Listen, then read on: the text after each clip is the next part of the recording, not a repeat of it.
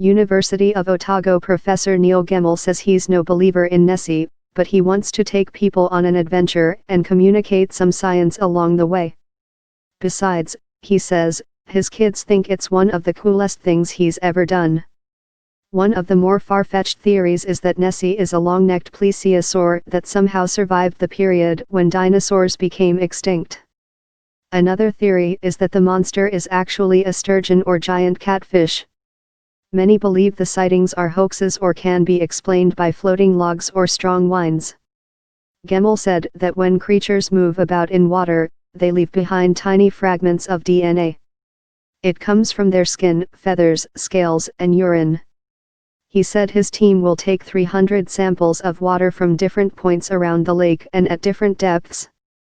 They will filter the organic material and extract the DNA, he said, sequencing it by using technology originally created for the Human Genome Project. He said the DNA results will then be compared against a database of known species. He said they should have answers by the end of the year. I'm going into this thinking it's unlikely there is a monster, but I want to test that hypothesis, Gemmell said. What we'll get is a really nice survey of the biodiversity of the Loch Ness. He said the real discoveries may come in determining things like the prevalence of invasive species.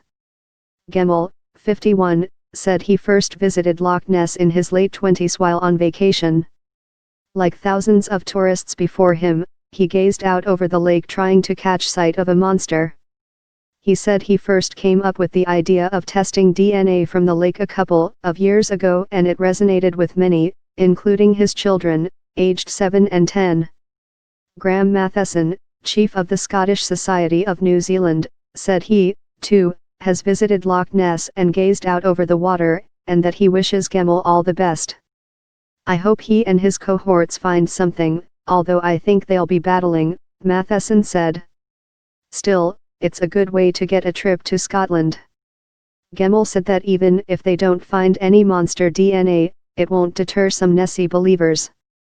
He said they've already been offering him theories, like that Nessie might be on vacation after swimming to the sea via hidden underwater caves, or that the creature might be extraterrestrial and not leave behind any DNA.